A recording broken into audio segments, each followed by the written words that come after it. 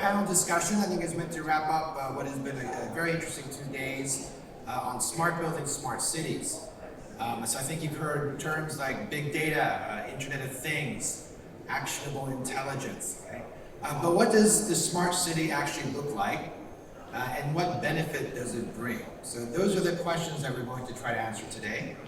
So today's presentation will be in panel format. So we have 4 excellent panelists. They will each give a brief 3 to 5 minute presentation. And then we'll leave plenty of time for our audience Q&A. So if there's any questions that you feel weren't answered in the past couple of days, now would be a great time to engage in a discussion, ask your questions, and see if we can think of answers together. So that being said, I'd first like to introduce Robert Boog. He's Vice President, Sales and Marketing, Schindler. Thank you, Robert. Please come up.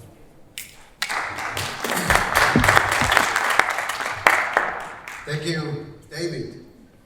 So my name is Robert Boog, and for the last 15 years I've had the pleasure to live in Asia and to work in the vertical transportation industry, hopefully contributing to smarter buildings.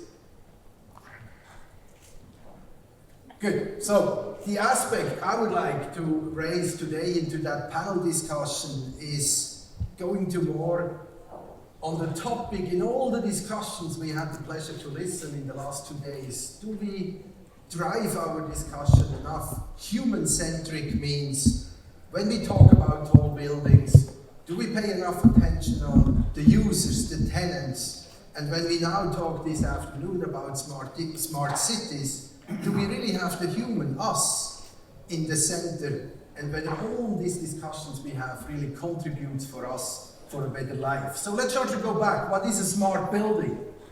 I'm convinced in the last 5, 6, 7 years there were a lot of efforts towards smarter buildings. First on the technology side.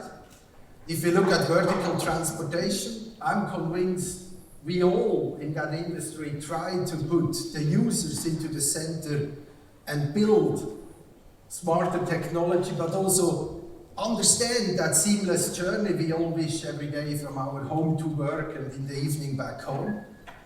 There were a lot of efforts on multi-purpose buildings, work, leisure in the same buildings, sometimes even people live in the same buildings.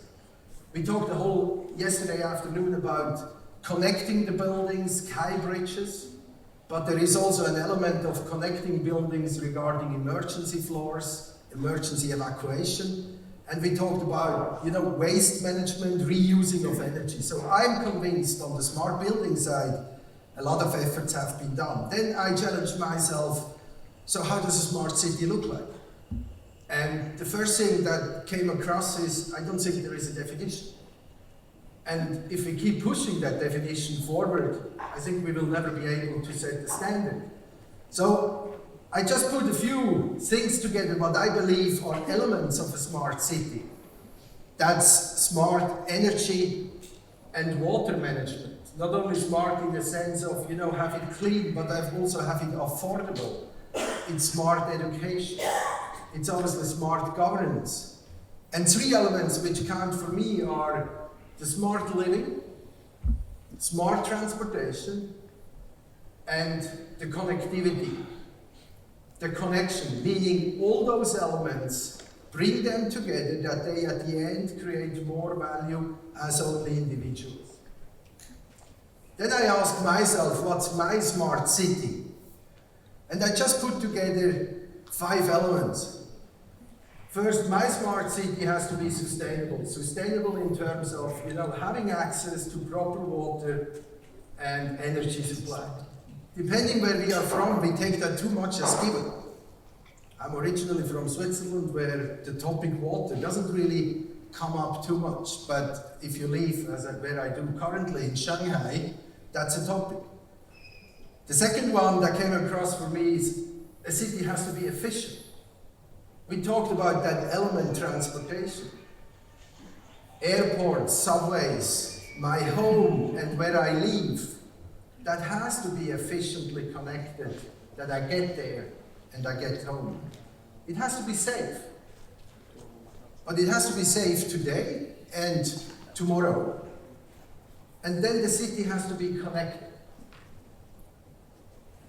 And then at the end, hopefully all those elements together contribute to create a certain value that makes my life as a human better to spend time and my life in that city. So my notion for the discussion, I would like to see that correlation between technology, solutions, but also do we reflect that enough with the people finally using it? Thank you.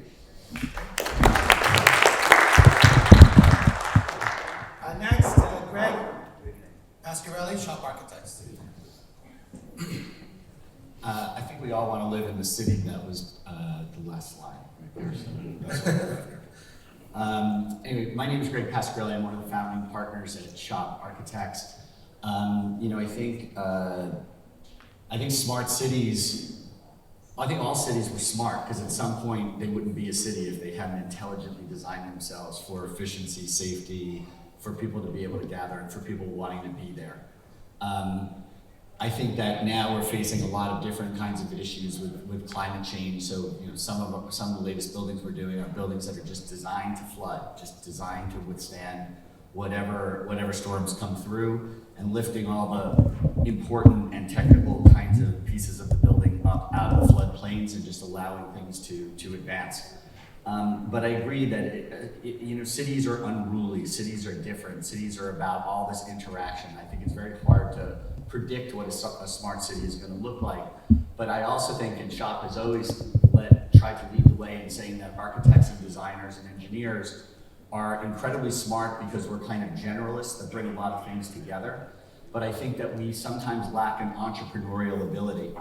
And so what we need to do, I think, in our ability to sort of help the development of smarter cities as we go forward, is start new kinds of companies, new kinds of technologies that can help in the development of smarter cities. What I'm showing you here is just a little animation of a software product that we've created called Envelope, which basically takes the 3,000-page zoning code of New York City and the building code and does you can search, you can prescribe, you can look at any site, it can analyze if there are air rights available, it can analyze by typology, it can analyze if it's in a flood zone, it can analyze if it's in the new opportunity zones for the new tax structure, and it can begin to tell you who owns the property, what can you transfer, how do you build it, what your options are. All of these things that probably took a good architect or land use attorney 10 to 12 hours, it can now do for you in 60 seconds. And this is the kind of tools that I think designers need to start to bring if we're going to really begin to predict how cities should be built, what the smartest way is for them to get together, and what are the strategies that we need to make them smart and safe as they go forward. And then we're trying to now bring that on to the next level, where once you see what you can actually do on the site, how do we build density? We know that the most sustainable thing we can do is build density around mass transit, right? It's way more than the sustainable bling you can just hang on a building. It's really about building buildings of quality and buildings that people take care of and buildings that put density near mass transit. But the cost of our construction is so much, and it's because still construction, I think, is a kind of old way of thinking things. So we're really pushing to make our buildings more manufactured. And so the software then runs into how to make a manufactured building using products that get flat packed, shipped to your site and put together much more like an automobile or an airplane and stacked high. And I think by bringing these kinds of technologies together in entrepreneurship, that's the best way for us to make smarter cities in the future. Thank you.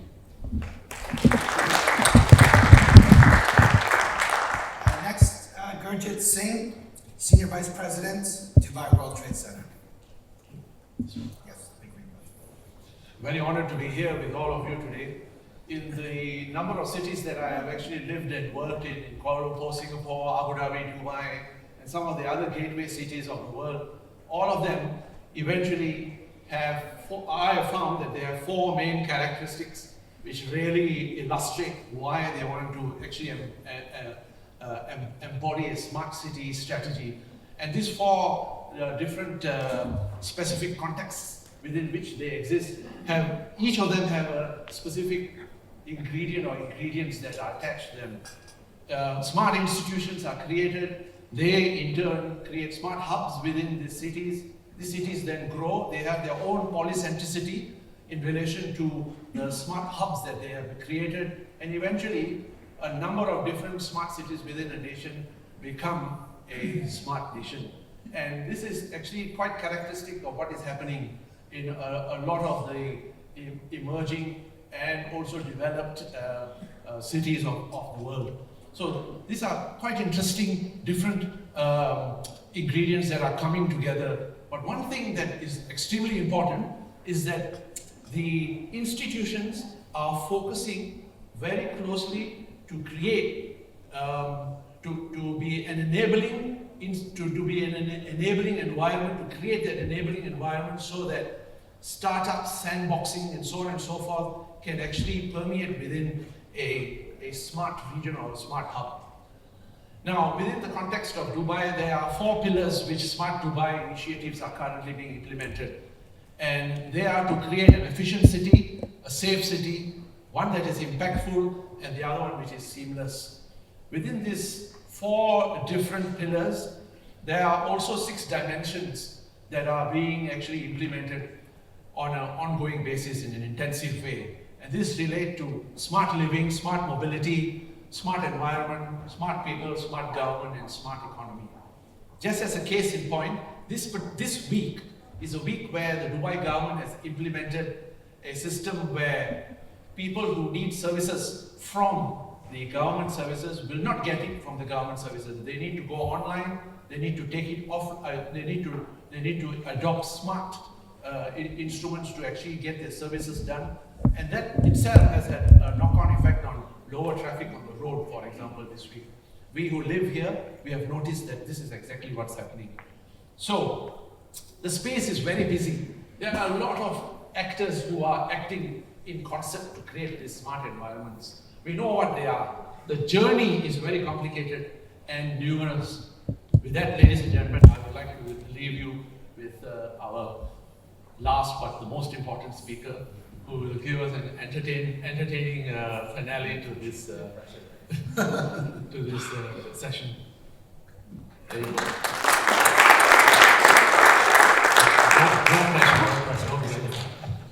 Thanks, Gurjit. Thanks, everybody. Thanks, everybody here for coming. For me, too, this is a real honor to speak to this group. We were sort of laughing a little bit beforehand. What could we possibly tell you that you haven't already heard over the past couple of days? Hopefully, there's a couple of little nuggets that might fill in some gaps, but we'd really be anxious to sort of hear from you during or after the session. I am John Benthem. I'm the Architecture Strategy Manager, which means I'm responsible for aligning our offerings, our product, and our solutions development with industry writ large. Noticing that very quickly goes beyond my world as an architect to include engineers, contractors, owners, kind of the whole gamut. Why are we doing this? Why is this important? We've heard a little bit about this before. The whole point of the polycentric city is about this rapid urbanization that we keep hearing about. Good news for folks in our industry, good news, there's a lot of work to do. A lot of people continue to move towards cities, or cities continue to grow. So this notion that more is inevitable. Note that when our cities grow, our middle class grows, which means not only do we need more buildings, we need more iPhones, we need more cars, we need more hotel rooms, more groceries, more infrastructure. So a lot of work to do. It's not all rosy because we live in a world that has constraints on it in terms of the resources that are available to us. Our natural resources, our workforce resources, the skills, capabilities for our workforce. These are all constrained resources that we as professionals struggle against all the time. Excuse me. Our job at Autodesk is to help everybody to do a better job. We believe that the technologies that we develop and the solutions that we offer the community are about trying to find this balance where we can do more. We can do more higher quality, better products. We can do them better, faster, cheaper, higher quality, more reliably. We can do it less negative impact on the environment. Leads us right into smart cities. The conversation that so many of these cities are having, it's being had in the world of smart aviation, smart rail, smart water, smart you name it. Everybody's looking to get maximum efficiency and effectiveness out of their systems. The problem we have, we keep talking about data. If I had a nickel for every time I heard the word data talked about at this conference. Data comes in any number of forms. It comes from the shopping cart that shuts down when it gets too far away from the grocery store, to your Apple Watch or your Fitbit, to highly sophisticated building automation systems and those sorts of things. But data doesn't come in the same form. We've got format issues primarily. Data doesn't like to talk to data from other platforms. We've got granularity issues. We've got date issues, data ages, and sometimes it's difficult to get that data to talk, older data to talk to newer data. And so what we're looking to do is actually build platforms that allow this data to talk. We believe that if you put data in the center of the circle, it's really the only way to do it. Once you take it out of that black box of whatever product or whatever format that it's in, and overlay these data from different sources and different formats and different paradigms, get it to work together, get it to where you can look at it together. And then when you start to connect the various personas that have to use that data and allow them to access one set that's current, actual, and up to date, you don't have these dead bubbles of data living here and there and elsewhere that have to be sort of manually pushed back and forth. Our job is looking at how do we activate this data source. This leads us in two directions. I'm out of time, but really quick. One direction is how do we make this data accessible simply so that folks, whether it's a design professional or a facilities manager or a user or a city official or whoever it is, that they can actually access that data and derive intelligence from it. The other aspect that we're pursuing that's really exciting is from a generative design standpoint. How can we learn from this data? How can we leverage computer automation and artificial intelligence to help suggest solutions? When we look towards what does a smart city look like from our standpoint, it's not so much about the physical form, because I think that's going to be limitless and infinite. But it's more about the notion of how we actually proceed with technology at various levels of transparency to get to that sort of smart city, efficient city paradigm that we're all looking for. So with that, I'll turn it back over to David. So thank you very much. Thank you, John.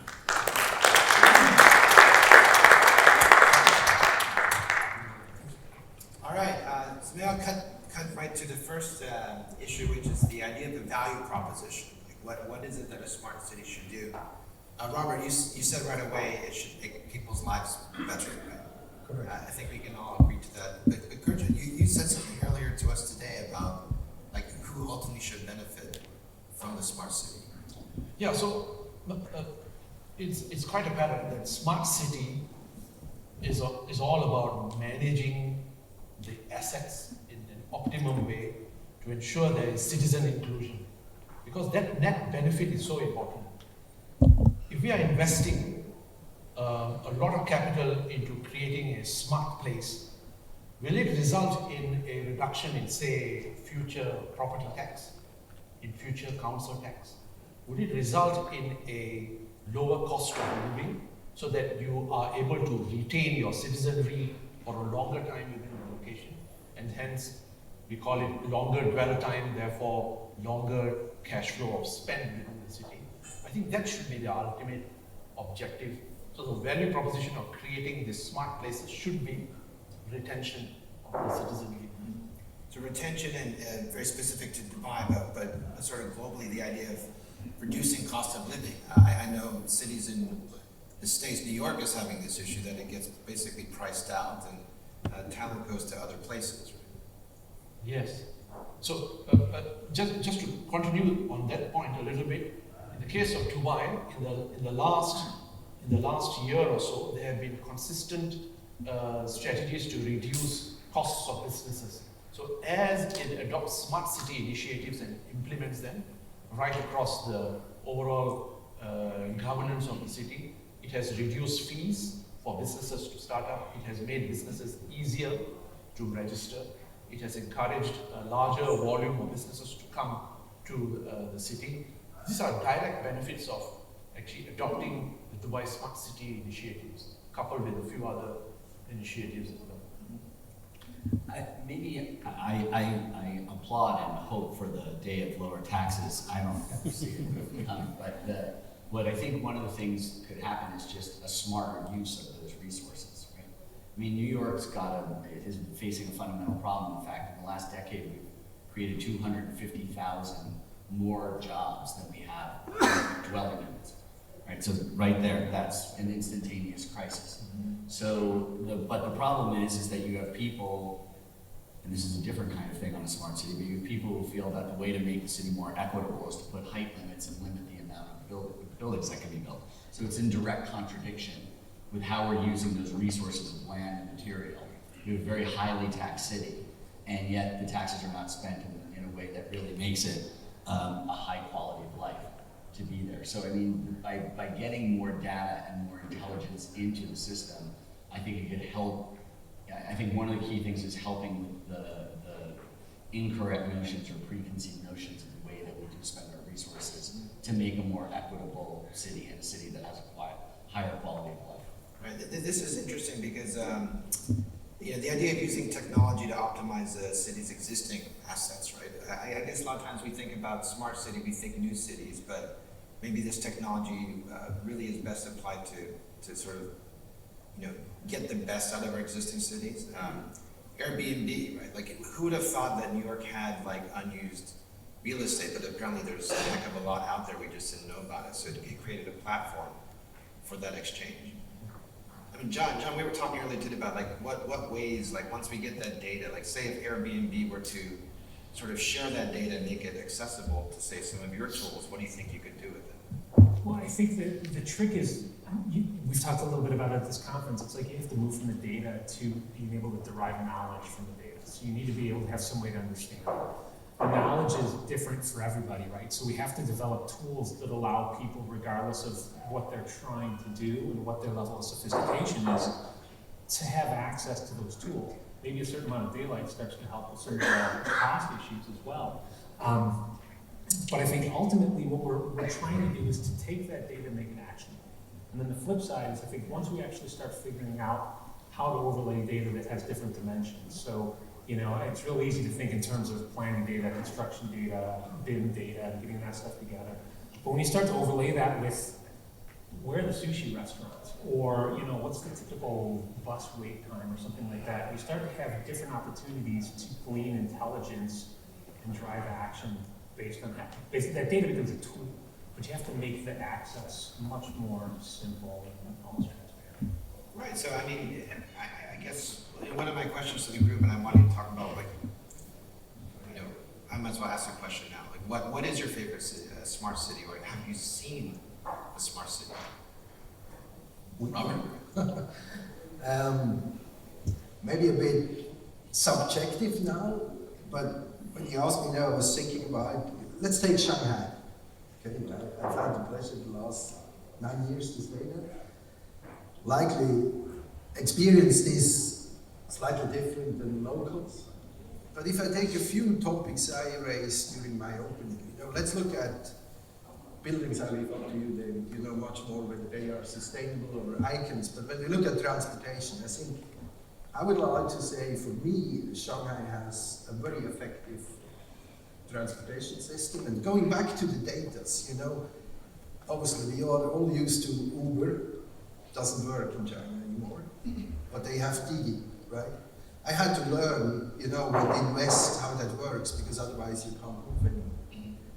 Then some of you maybe have heard about WeChat, Tencent, I mean, that transformed my whole life in doing payments, chatting, everything integrated. So for me personally, at this point of time in my life, I think Shanghai in Asia, we always talk about Singapore when we go into sustainable aspects and all this, but first I like to be there, and I think it's a decent smart city also for me as a human. Yeah. Gregg? Well, I live in the dumbest city in the world, so somehow I enjoy the kind of mess that creates. But I think that it's so early, and that we're not, as we were saying before, it's not integrated amongst all the different data sets. So there's certain points where people are really smart and understand what's going on, and then other parts where you've got an entrenched system that's really resistant to that. And unfortunately, it's usually a catastrophe that wakes people up in order to start to think about things that we need to really be a little bit more intelligent and work together on things. While I do enjoy so many of the technological changes that have happened that make my life living in a place like New York great, I do tend to find to go to the dumbest cities possible as often as I can. Gurjit? So having lived in both Singapore and Dubai over the last 30 years, I've seen both cities evolve, and today I see Dubai as a good benchmark for a lot of aspirants out there. I've seen it from where it was before to where it is today. It's an amazing transformation. It's permeating into the system, we can see. When we talked about this before, I kind of scratched my head trying to think of a city that I could say was really smart. What came to mind to me was more the model of sort of the modern airport.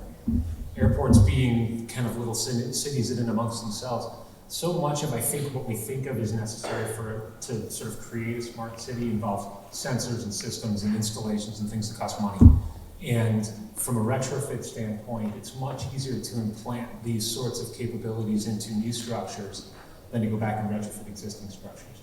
So the second anecdote that I think we toss out that starts to maybe point to how we make our existing cities smarter. I don't know if any of you saw, there's the University of Rochester, I believe, did a study where they analyzed tweets, just people tweeting, and they wanted to map, they were trying to map trends within tweets, and I don't know exactly what the backstory was, but they were mapping sort of areas where sickness was cropping up within Manhattan. And so they were essentially accessing all of these tweets that are just sort of public access and using machine learning to analyze, first of all, I have to tell the difference between I'm feeling sick and gee, that car's sick, or I'm sick and tired of my boss. So you have to sort of figure out what's like the actionable data, but then be able to actually map that down to a level of granularity where you could literally look at this program and say, I'm not taking the 42nd Avenue subway or whatever the heck it is, I'm not from New York. I'm not gonna go to this subway stop because, you know, there's a huge bug that's kind of loose in the area or whatever. So I think there are kind of creative ways that we can take advantage of, whether it's the sensors that we carry with us every day or traffic cameras or associated with crime fighting and security cameras and stuff too. So there's some creativity, I think, that we're learning in terms of getting existing places smarter. So if we took some of that Twitter data, for example, and put it in Gregg's envelope platform, could you start to bring this other data to create smarter buildings from the offset? Yeah, absolutely. It's a really good idea. I think that with some of the things that we were showing and what we're working on is also about because certain infrastructure is more difficult to change than other infrastructure, right? And I think building a kind of huge physical network is so expensive, and then of course it's obsolete in X number of years. So this idea of what are the things that you're going to be spending money on that last 20, 50, 100 years, and how can we be as predictive as possible to spend that money in the right way, but then more freely spend on the inexpensive stuff that it doesn't matter if it changes every 2 or 3 or 4 years, right? Is a critical thing. So I think that what we've been thinking about more is how to intelligently spend the money on the long term investments. And I think you've got people here that are really thinking about what we have to do, I think, in the short term, and just adapt it and see what works and doesn't work. But bringing those together is really what the key is. So it's just interesting. So let's just say in the West, the model seems to be the apps, right? The Googles, these sort of innovators, the Airbnbs, and Ubers, kind of stepping in, and they are the smart city providers, right? Just maybe not in a cohesive way, but then you get Dubai, Singapore, and to some extent China, like all of China, which have a much stronger, let's say, top-down approach where they can actually just make the smart city happen. Robert, Gurjit, you want to comment on Yeah. So on that point, what I mentioned in my early slide was the government becomes a catalyst, therefore invests first, and then pulls up a lot of the other institutions to carry out further investments, which leads to a very important point. How do you fund smart cities? Who funds them? And the life cycle of technology advancement is quite short. So you don't want to go into this technological debt. We talked about yesterday. It's a very important point. How fast can you transform? And I think the private sector's participation into this is all based on earned income. So whatever smart technology that is implemented has to be implemented with a view of what kind of revenue streams come on as well. And that's where the challenge is. The revenue streams from apps take a long time, but they permeate into the society quickly, and then advertising revenue starts to roll in. And that is a knock-on effect, right? So how do you fund this and then be very consistent in implementing a smart strategy throughout a place or a city is a key question. You know, maybe building what you said, Gregg, as well, and going back to your question, if you take a Western city like New York or another one in Europe, and now let's take one in China, I think there is also that notion about short and long-term impact, but I think there is also that whole other element in China about all these young generations raising with a complete different expectation. And it's an expectation to life, which I'm not judging better or not, but the way they want to live, the way they want to communicate, you know. I think that pace has been set in big cities in China. And I think obviously then when you said, you know, top down, there are obviously totally different opportunities to make that work. And I think that's why likely there is no one global definition or approach, but I'm convinced that such big cities like Shanghai, without those short-term, you know, value creations, which I personally still experience as a value as well, they likely would not function anymore in a couple of years if they don't put it in place. That's an interesting point. You know, I think when you start thinking about, when I think about the term of a smart city, I think about something that's actionable. I think about something that can sort of adjust and react to certain things. When we talk about something like a mega tall skyscraper, we're talking about something that we're putting in place and planning on it being in that location for a long time. So there's an interesting dichotomy that I think starts to develop between the permanency of architecture and the permanency of infrastructure with this sense of sort of action and sort of mobility and flexibility over time. And that's a real challenge. I mean, it's one thing to sort of look at data and say, gee, you know, right now it feels like that building that was perfectly fine there 5 years ago really kind of needs to be here now, whatever it is. So there's an interesting challenge there that I think for us as professionals is really something we should think about, is that multi-dimensionality. Tricky one. I guess with that, I'll open it up to the audience. If you have a question, please raise your hand. We'll pass a mic to you. Any thoughts?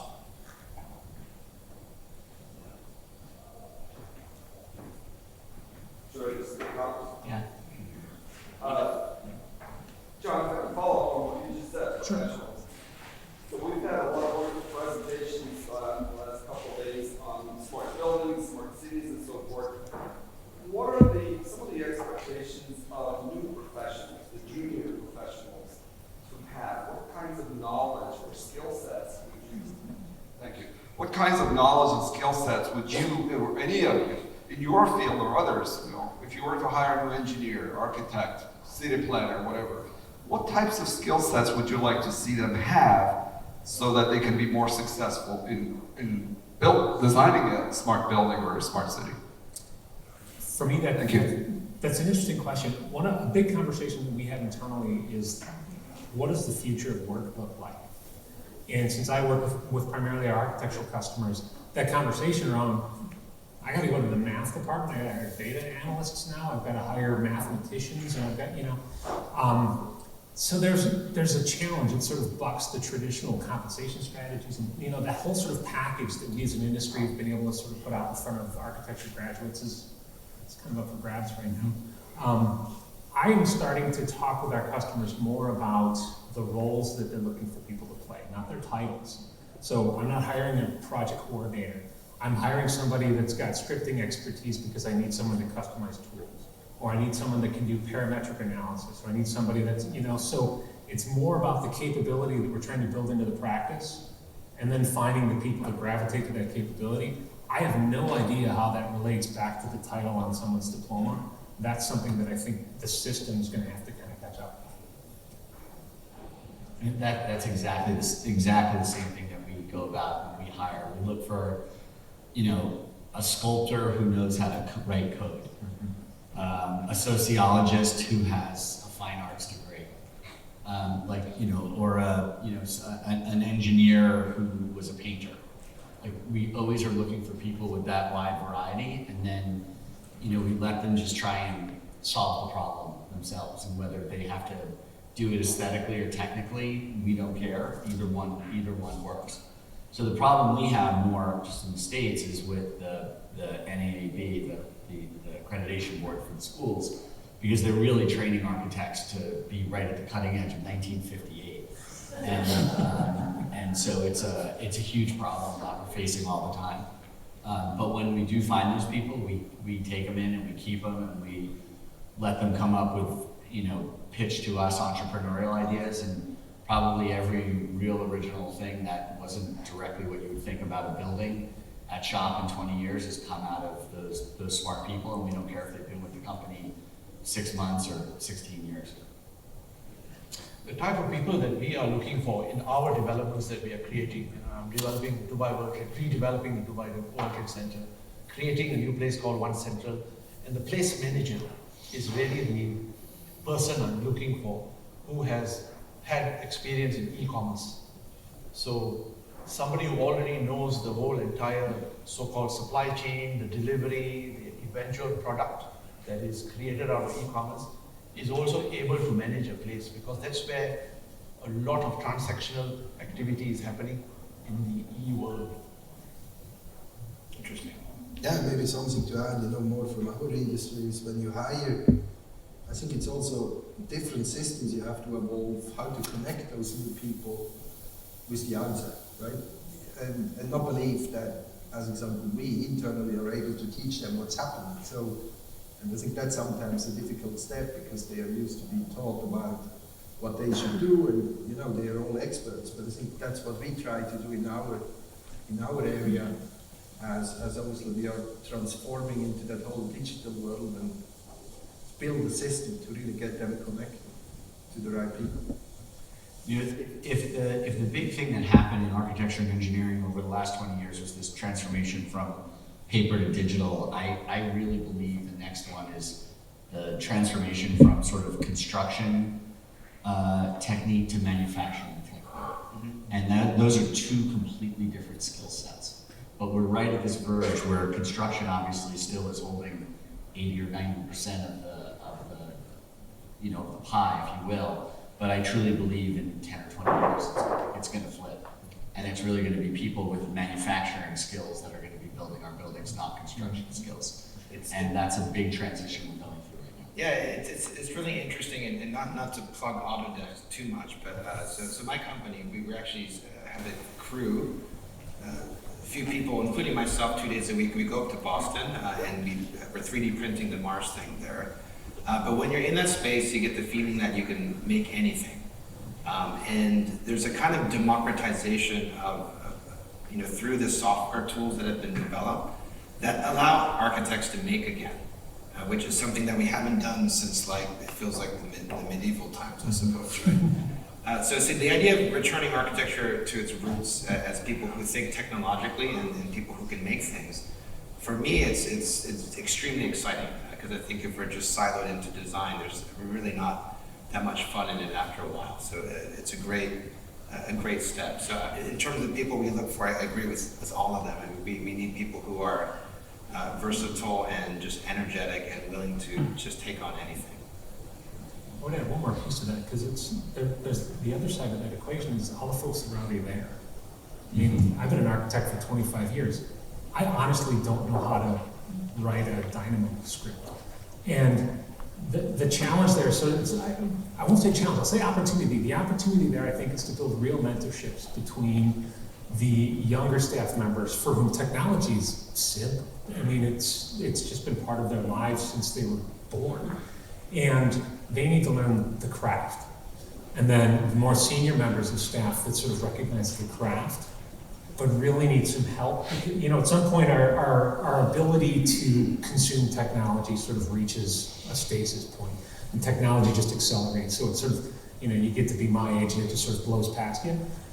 But I think you need to, there is something, it's incumbent on us to recognize what technology can do, but then to look for opportunities to differently organize within the organization to leverage those different skill sets. And what's great is, you know, kids coming out of school now, they don't have to like reorganize the materials library for 6 months. They can come in and sort of add value to the process right away. Okay, so say we've reached this point, so if we know how to, you know, with the data, with these new tools, we can design smarter cities. We have the technologies to connect the smarter cities. How do we monetize the smart cities? So if you think about the way the internet has been monetized, how do we monetize city data?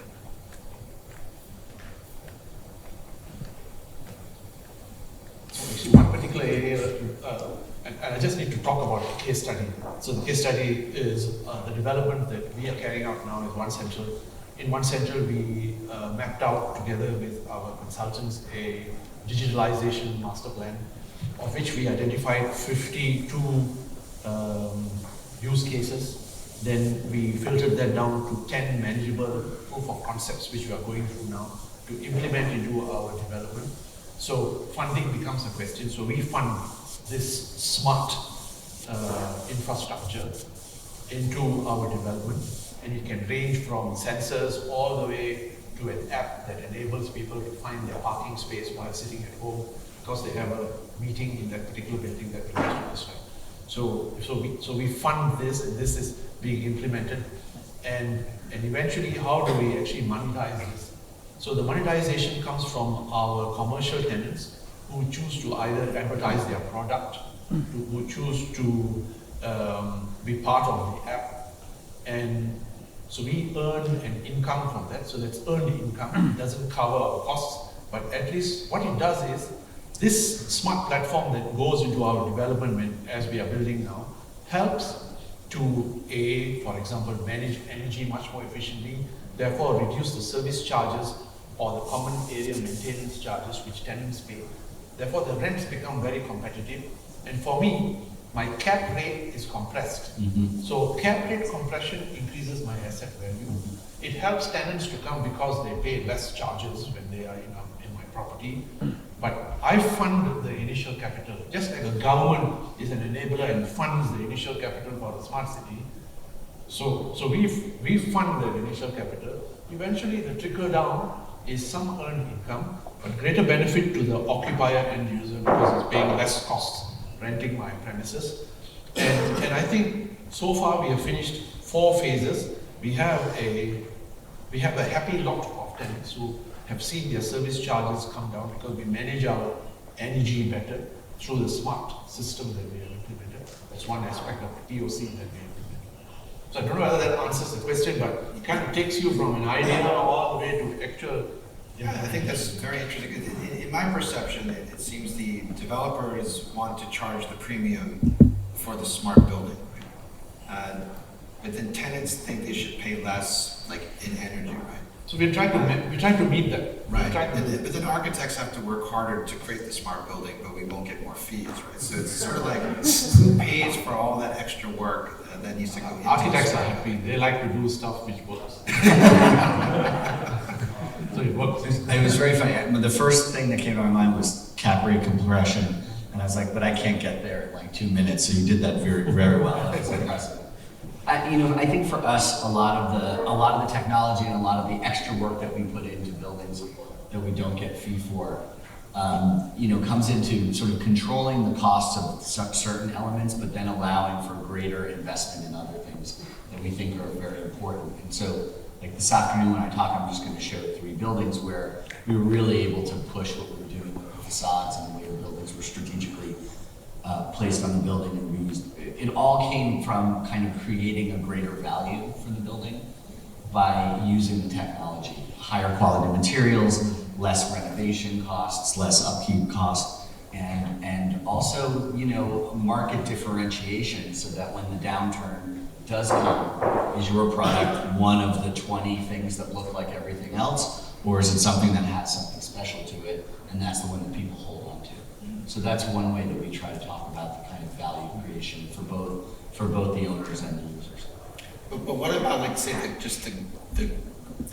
the way Google, right? It's like one of the richest companies in the world, and they earn 98% of their income from advertising, right?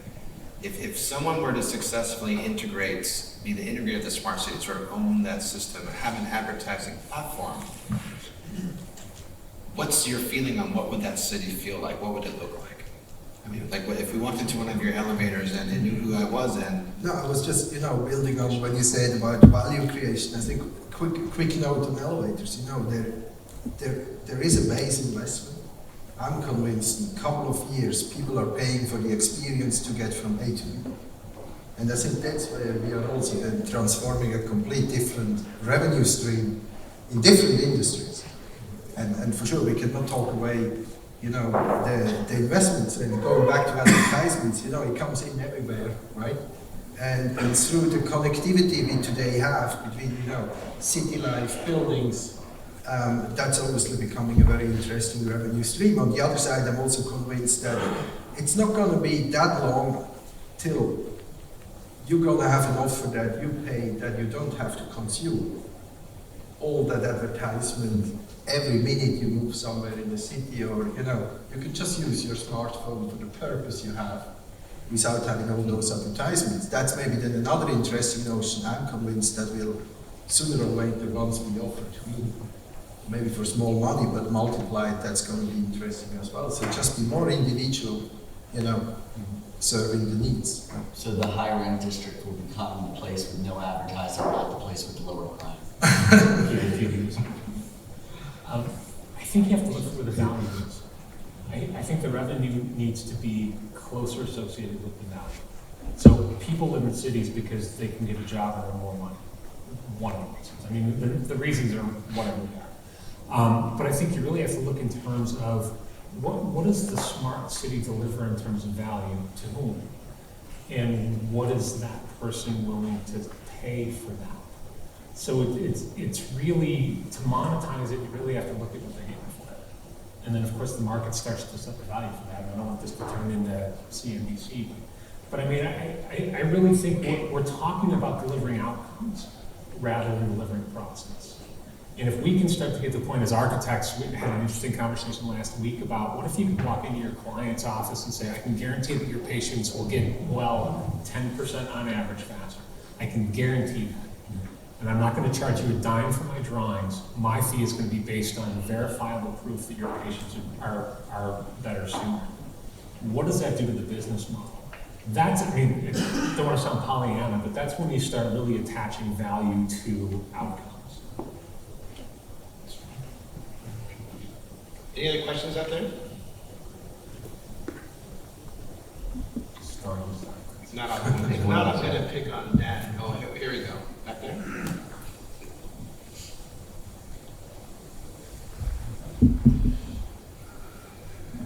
Hello. I would like to ask, we're talking about data and collecting data in cities, and that will also, in some cases, take private information from people. And a lot of people are not for this idea. A lot of cities, a lot of cultures are not for this idea. So how in the future will we come over that issue, where people are not willing to maybe give away some kind of information that it's probably private to them, and it's maybe important to be in a smart city, like where you are, how many people are accessing a certain point, or the facial recognition cameras, anything of that sort. How do you think, as technology, we can overcome that, where people are accepting of that idea? Yeah, I think this is like one of the biggest, most sensitive subjects, right? So if you, again, compare city data to internet data, when we browse the internet, we probably kind of know that we're being monitored all the time, right, by Google, and yet we use their search, and they make their advertising, big advertising money on search, right? Yet somehow when it comes to physical space, like people have a much different perception of their own privacy. Your take on that, Greg? I think we've already given up. I mean, I think it's already, we're already being tracked all the way, so just get over it. It's very New York of you. Sorry, I apologize. Just deal with it. Just tell us how we feel. Just get on with it. being tracked, and that's what it is. And you know, there are pluses and minuses to it, but I think we're fooling ourselves if we're thinking that there's still some kind of lack of freedom. Although I find certain things very interesting. I don't mean to be controversial in any way, but you know, everyone thought with the iPhone, like, oh, the government's tracking us, but of course, in many ways, the iPhone's tracking the government. And so there's been, you know, that's been a lot of the issues that have been going on. So I won't go there today, but it's, I think there's a lot of unknowns that happen from the information, and hopefully it's just used in the correct way. Yeah, I guess it maybe relates to John's point about like what is the economic model, right? If it's targeted advertising based on where I'm walking in the city and therefore I encounter an ad on a billboard that's tailored to me, if that's the business model, then it's a bit freaky. But if the business model is more like how do we extract value and show things in percentage increments, and everyone can buy into that, then that data can be more anonymous, right? Because that's more about performance overall of a city and not so much about knowing the specifics about what I'm doing at any moment in time. Right. Well, it's understanding. I think it's thinking in terms of what's the product. You know, it's like we don't use Google, we don't pay anything for Google, we don't do all that work for Google. We're not a customer of Google's, we're Google's product. So we sort of give up a lot of rights by putting ourselves in that position. If we're talking about data that we're using to actually produce something, the product is a derivative of the data. Mm-hmm. So theoretically, that data, obviously, I mean, with security protections and stuff, it's hard, and we're also working through the industry. Theoretically, that data is part of the process. It's not part of the output.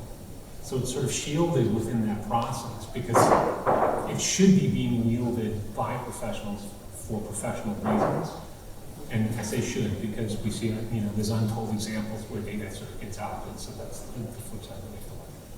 Yeah, maybe also, you know, when there were so many discussions about polycentric cities, and I believe maybe in one city there are the different centers where you have a complete different offering of data that transfers into a value that some people like, and in another part, maybe people will even behave completely different. I think that individualization will likely take place. Data-free zones is like the Central Park of. No, but not maybe, Right. maybe not to that extent, you know. But I think today, tomorrow, and in a couple of years, you know, at the end you have a need or a demand, and you have a product and a value, and somebody at the end makes money, right? And I think that notion likely will continue to play differently in some context, but I think that will help to shape it. Yeah, and that's a good point. Yeah, and so there's the Dubai sort of Singapore model of things, and other cities are finding their own ways to do it. So there's not one simple answer, I guess is the conclusion. It's still early days. I mean, we're still learning how all this stuff works. So I mean, we're getting used to our data being more out there. You know, we're getting used to giving it up. But I think the institutions are getting more used to what they have and their responsibility for protecting that and using it appropriately. But to go back to your first comment that all cities are kind of smart just by sort of virtue of their existence. Yeah, well, we see which ones last. I want to go back to something that you were saying about as professionals. You know, I've always felt the partners at Shop were all in other professions before we started the firm. So we came to architecture kind of, I would like to say, both enlightened and jaded at the same time, but certainly naive. But the one thing I will say is that we do have to change the model, and it's something that we've been doing. I think that selling our intelligence by the hour is one of the worst models ever, and something that we need to really kind of change immediately, and we continue to try and do so, and sometimes we're able to, and sometimes we're not. But it's really about the value creation. And if all of this technology and all the smart city actually helps us to really understand that what we're doing is creating value, and it's not just monetary value, and you can trade your expertise for the value you create, I think you're going to see better cities. I think you're going to attract better people to the industry. I think you're going to see better cities, and I think that's really a kind of driver for a higher quality of life.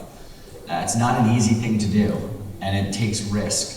And surprisingly, I mean, engineers and architects surprisingly are fairly risk adverse, which I still don't really understand. But I think it's one of the fundamental things that's going to keep us, the architecture and engineering and construction community relevant going forward. And we have to figure out how to change that model.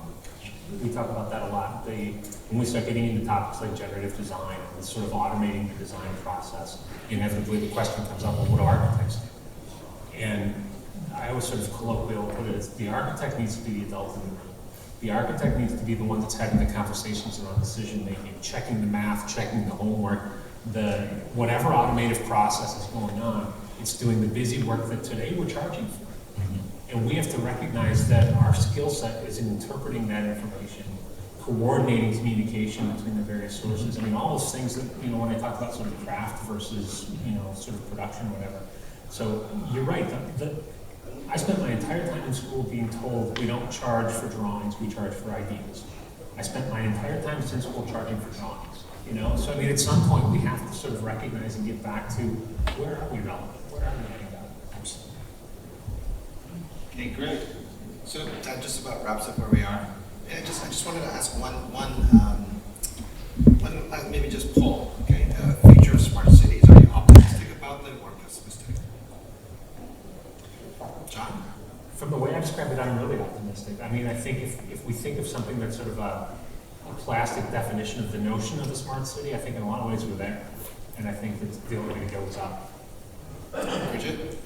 I'm optimistic because I'm seeing that it is being managed in a very scaled way, and at each milestone is being assessed as to which direction it takes. I'm seeing that happening in the cities.